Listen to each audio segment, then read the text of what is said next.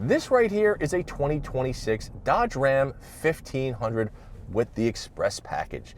It's about as base model as base models get, and I'm going to tell you one thing. I love it.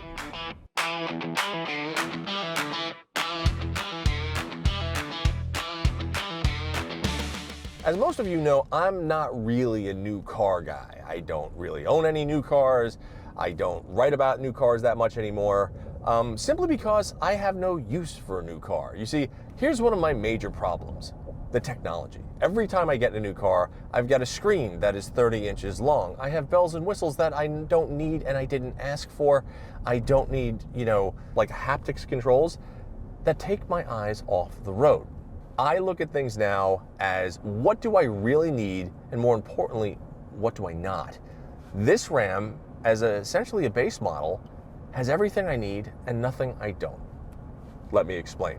Let's take a look at the dash layout first and foremost. What do I have? I have big analog gauges. I have a massive tach, a massive speedometer. I have a temperature gauge, an oil pressure gauge, and a battery gauge. That's what I want, right? I have some basic steering wheel controls for my, my audio and my cruise control and whatnot.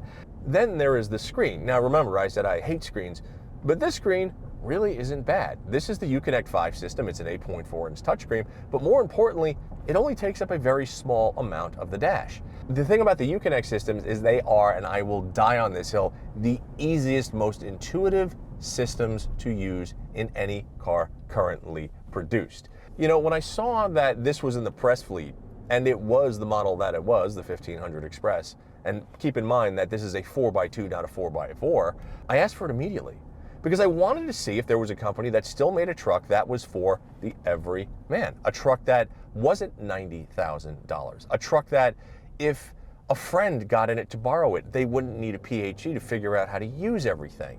A truck that when you got on the gas had plenty of power, that it would do everything that you wanted, whether it was to haul a massive payload or whether it was to tow something. And to be honest with you, this truck fits the bill. Now, when I talk about a base model truck, you're gonna laugh, but this thing, as far as I'm concerned, is anything but a base model, right? I just drove this thing from San Francisco down to Los Angeles, which is a 400-mile run on the interstate, and it was fantastic. It was easy, it was comfortable, it was quiet, and it was one of those things that made me say, you know what? I don't need a pickup truck, but if I did, this might be the one. Now, I like the idea that it has these wonderful kind of captain's chairs, these cloth seats. They're very, very comfortable. The material is durable. The one lacking part is they are only four-way adjustable, right? They go forward, back, they recline, and that's about it. The one thing I don't like is there is no height adjustment, so I can't literally push it up. Now, I'm a big guy, I'm 6'4", almost 250 pounds. Somebody who's smaller than myself would get in this thing and they might feel like they were sitting in a hole. Let's talk about the motor for a second. This has the twin-turbo 3-liter Hurricane motor. Now, this is the Hurricane SO, standard output. That means 420 horsepower and 469 pound-feet of torque. Folks, that's pretty stout. I mean, when you consider that it's more powerful than the 5.7 Hemi, it's smoother than the 5.7 Hemi, it gets better gas mileage than the 5.7 Hemi, you're going, well, aside from the noise that the V8 makes, why wouldn't you want this? When I jump on this thing, I mean, I'm on a fairly straight road. If I put my foot down, it's not quick. It's properly fast. So I know people are going to ask, okay, well, Mike, it's a truck, so how much does it haul and how much does it tow? Well, its payload capacity is 1,490 pounds. So that's what it will haul. As far as towing, 10,000 pounds for the SO. That's plenty. If you've got a boat, if you've got a car trailer, you'll be good with that. And the nice part about the inline-six with the turbos is that it really is silky smooth. I mean, if you roll into the throttle on this, it really just shifts beautifully. It's comfortable, it's compliant. Ram hit it out of the park with this thing. Now, very shortly, you're gonna see Brian McTaggart jump in this. Now, Brian McTaggart is our other guy at Hemmings, and he's a truck guy.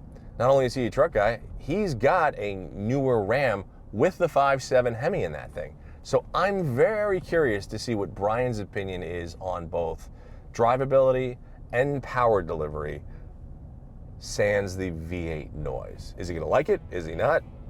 I don't know, but I'm actually very, very curious to find out. So we're in a 2026 Dodge Ram 1500 Tradesman. Apples to apples comparison, there's not really much of a difference between my truck and this one other than the option package, as this one's a Tradesman with a level package, and my truck's a Laramie. So I've got the leather, I've got the heated and cooled seats, I've got some upgrades over this truck, but in the matter of that, those are just options. Side by side, these are the same platform truck. The difference really is under the hood. That being said, it's not by much. This engine will shock the hell out of you. The difference between the Hemi and the Hurricane, in my eyes, is only sound. When you hit that V8, you want to hear it bark, you want to hear the snotty, you don't have that. You have the same kind of smooth inline-six sound that a lot of JDM guys know. There is a smoothness to the Hurricane the Hemi doesn't have, but it's really negligible. I don't know if I'd give up my Hemi. I really don't. I really can't say I would or wouldn't. I'm too ingrained with V8s to make that call. But there's nothing about this truck that would make me walk away from it. And that's where I stand on it. All right, so now that both myself and Brian have driven the truck, so you as a late model Ram owner, what'd you think? So it's everything that I already enjoy about a Ram. It's roomy, it's comfortable, it drives beautifully, handles well. It's everything you want it to be. All you're doing is you're replacing the Hemi V8 with the Hurricane inline-six. And I don't see that big of a difference between the two engines except the noise. I'm a V8 guy, I like my V8s, but that engine still leaves a lot to like about it. Yeah, so I think the other thing is the power delivery. Like I always compare, like when you get into a V8 and you put your foot down, especially in the Hemi, it's like blunt force. Right. Where when you put your foot down in this, it feels more like thrust. It does. And especially when the turbos spool up and give you the rush noise to go with it. It's like, okay, we're catapulting. Yeah, we're moving. This is great. Yeah. Brian, as a Ram owner, pointed a bunch of stuff out that I kind of dig. I love the fact that these seats flip up, you have plenty of room. I've got a backpack over here. If I flip this up, I've got a carry-on under there that you can't see if this is lowered. And I absolutely love that.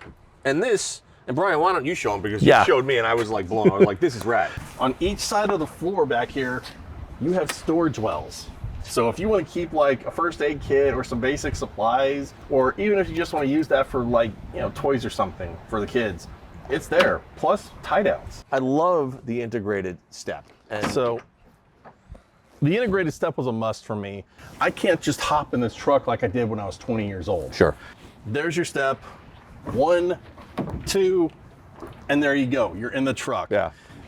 The bed is deep, the bed is wide. You have these slide hooks inside that you could use to ratchet strap or cover with. You have tie down hooks. Plus the LEDs and the outlet. The fact of the matter is, Brian and I both like this truck for different reasons, right? Whether it's engines, whether it's drivetrains, whether it's layout and stuff like that. And I think that's the beauty of it, is that you can option these however you want. And that's the thing. This is a very easy entry-level truck. Yeah, and I think for the price, this one stickers at just over $51,000, which in today's day and age of $85,000 to $90,000 half tons, that's pretty much a bargain. It's reasonable, and for that kind of money, you're getting a multi-role vehicle. This thing will do it all. I think that's it. These are our thoughts on the 2026 Ram 1500. I think it's a hell of a truck.